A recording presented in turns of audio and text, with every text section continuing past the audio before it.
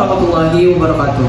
Halo semuanya, perkenalkan kami dari kelompok 2. Saya Farel Hakim. Saya Ria Ramadhani. Dan saya Suci Ramadhani. Kami akan mempresentasikan hasil analisis kami terhadap perusahaan TBK. Selamat menonton. Assalamualaikum warahmatullahi wabarakatuh. Perkenalkan, kami dari kelompok 2 dengan program studi akuntansi Fakultas Ekonomi dan Bisnis dari Universitas Muhammadiyah Riau. Nah, pada video ini kami akan mempresentasikan hasil analisis perusahaan terhadap PT Sarana Menara Nusantara Tbk dengan kode saham TOWR di Bursa Efek Indonesia.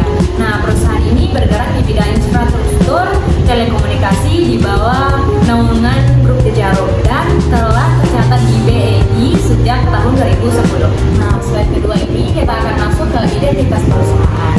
Sebelum kita masuk ke analisis, kita akan lihat dulu profil perusahaannya. Tower merupakan perusahaan investasi di bidang infrastruktur telekomunikasi. Jadi dia tidak langsung mengoperasikan menara, tetapi bergerak melalui pemilikan saham pada anak perusahaan yang memiliki dan mengoperasikan menara telekomunikasi tersebut. Nah, perusahaan ini didirikan pada tahun 2008 di Kudus, Jawa Tengah, lalu mencatatkan sahamnya di Bursa Efek Indonesia pada tahun 2010 dengan kode emiten TOWR. Nah, kantor perusahaan sendiri ini berada di Jakarta dan pemegang saham utamanya itu ialah keluarga Hartono melalui PT Sabta Adhikari Investama dengan pemilikan sebesar 54,42%. Nah, selanjutnya kita masuk ke modal bisnis. Sebelumnya, bagaimana sih Tower itu menghasilkan uang? Nah, sumber pendapatan utamanya adalah menyewakan menara kepada operator telekomunikasi dan kontrak sewanya itu berlangsung dalam jangka panjang. Nah, buat modal bisnis ini memiliki beberapa keunggulan. Yang pertama, pendapatannya stabil karena berbasis kontrak jangka panjang. Yang kedua, harus kasnya kuat. Lalu yang ketiga, risiko bisnisnya itu relatif rendah dalam waktu lama. Nah, Tower sendiri ini berperan sebagai holding company dengan anak usaha utamanya adalah Protelinda dengan PT Iforte Solusi Infotech. Nah, yang keempat, kita masuk ke kondisi makroekonomi. Nah, sekarang kita lihat konteks makroekonomi itu mempengaruhi bisnis Tower. Yang pertama adalah pertumbuhan ekonomi digital dan internet. Indonesia punya lebih dari 215 juta pengguna internet dan trafik data terus meningkat seiring naiknya konsumsi streaming, media sosial, hingga layanan cloud. Nah, kondisi ini mendorong operator telekomunikasi untuk memperluas jaringan dan menambah perangkat di menara-menara yang ada. Nah, dari sinilah Tower diumumkan karena permintaan sewa menara yang meningkat seiring pertumbuhan digital ini. Nah, pada slide kelima yaitu kondisi makroekonomi, suku bunga dan inflasi. Faktor kedua adalah suku bunga dan inflasi jangka panjang. Sepanjang tahun 2024, BI berada di kisaran 600 sampai dengan 600,25%. Nah, suku bunga ini yang tinggi meningkatkan beban bunga perusahaan, mengingat Tower menanggung total berlitas sekitar 58,65 triliun per akhir 2024 sehingga menekan laba bersih perusahaan. Meski begitu, arus kas operasionalnya tetap terjaga secara operasional karena masih cukup terjaga. Nah, slide ke-6 tentang kondisi makroekonomi dalam regulasi dan infrastruktur digital. Nah, faktor ketiga adalah dukungan regulasi.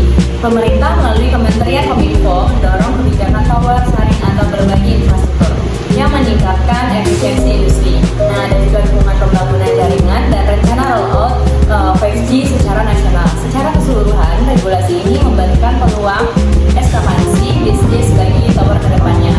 Nah, setelah ini kita akan bahas profil dan kondisi makroekonominya. Selanjutnya menjelaskan mengenai kinerja keuangan Tower oleh Suci Ramadhani. Kepada Suci, kita persilakan.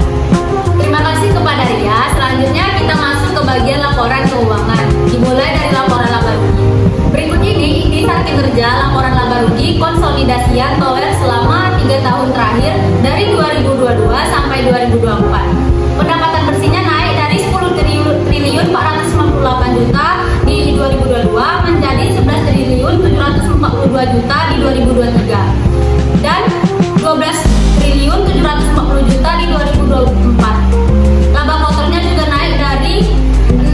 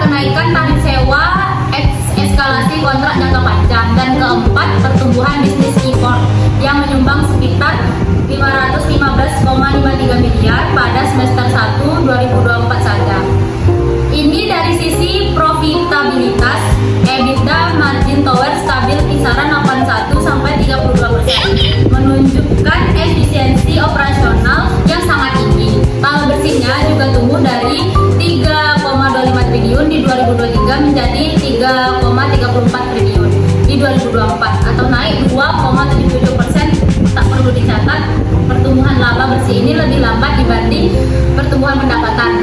Arena beban operasional ikut naik akibat proses akuisisi dan konsolidasi IBST tadi.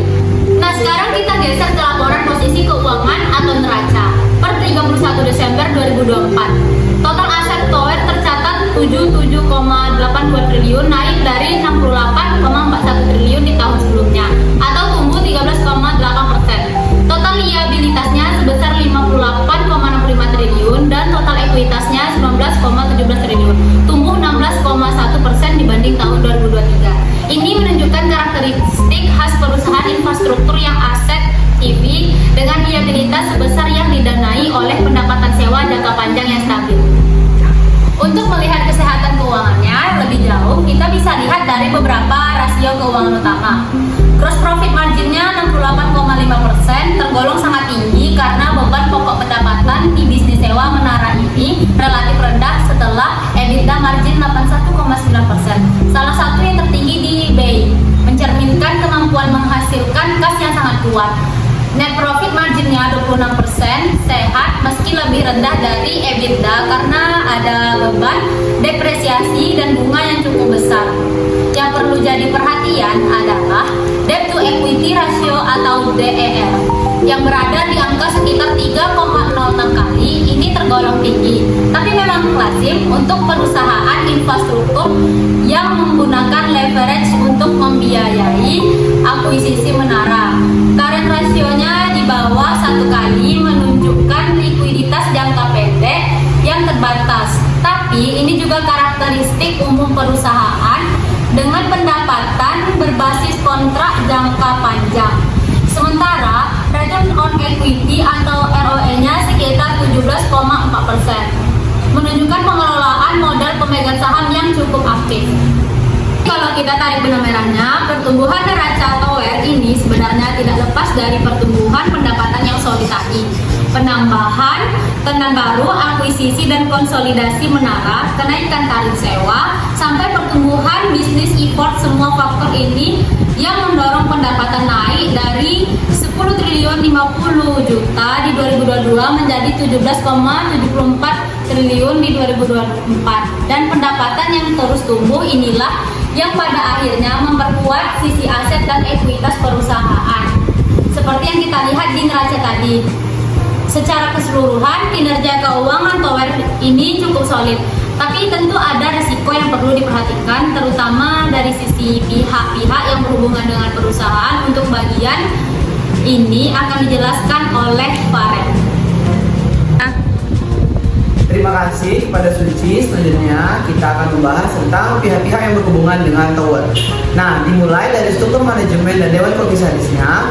Berdasarkan laporan pada tahun 2024, Presiden Direktur sekaligus CEO Tower adalah Ferdinandus Amin Santoso yang juga memegang saham sebesar 0,02% di perusahaan.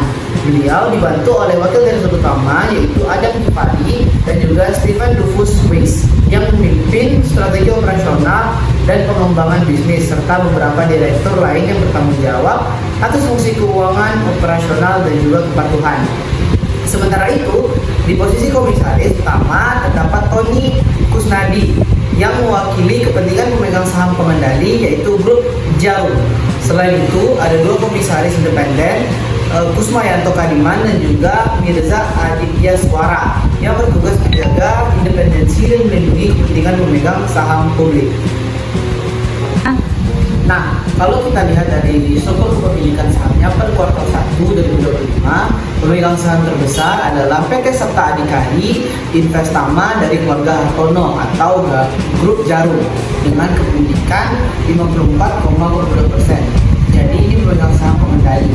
Sementara itu ada PT Dwi Mulia Investama Andalan dengan 6,36%. Presiden direktur sendiri dengan 0,02% dan sisanya sekitar 39,2% dimiliki oleh publik dan investor institusional.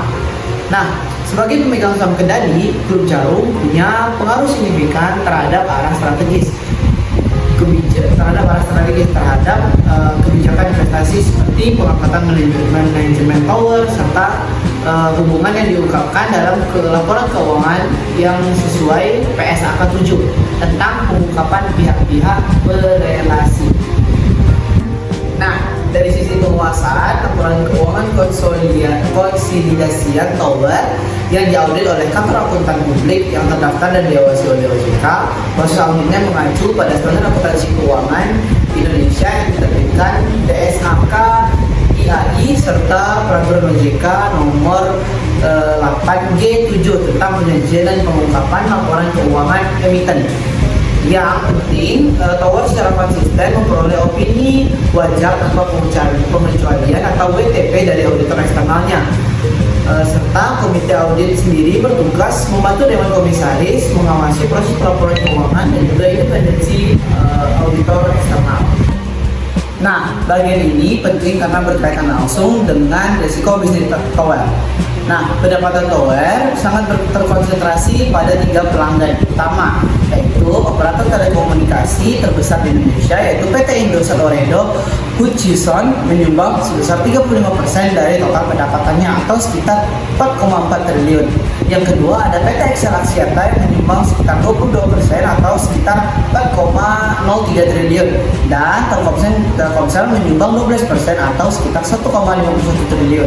Nah, kalau dijumlahkan dari ketiga pelanggan ini yang menyumbang sekitar 79% dari total pendapatan Tower, artinya ada konsentrasi risiko yang cukup tinggi di sini. Kita masuk pada kesimpulannya. Kesimpulannya, Tower merupakan perusahaan infrastruktur telekomunikasi dengan model bisnis sewa jangka panjang yang stabil.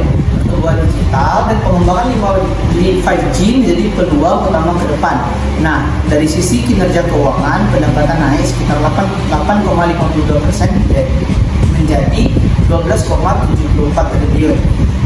EBITDA margin 81,9% dan laba bersih sekitar 3,34 triliun menunjukkan pertumbuhan yang baik serta struktur keuangannya masih tergolong sehat. Namun DR sekitar 3 kali perlu jadi perhatian dan risiko utamanya berasal dari ketergantungan pada 3 operator yang menyumbang sekitar 79% pendapatan tadi.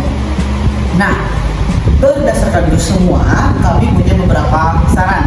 Pertama, Tower perlu mendiversifikasi basis pelanggannya untuk mengurangi risiko konsentrasi pendapatan. Yang kedua, pengelolaan beban bunga perlu terus dioptimalkan agar dampak suku bunga tinggi bisa diminimalkan.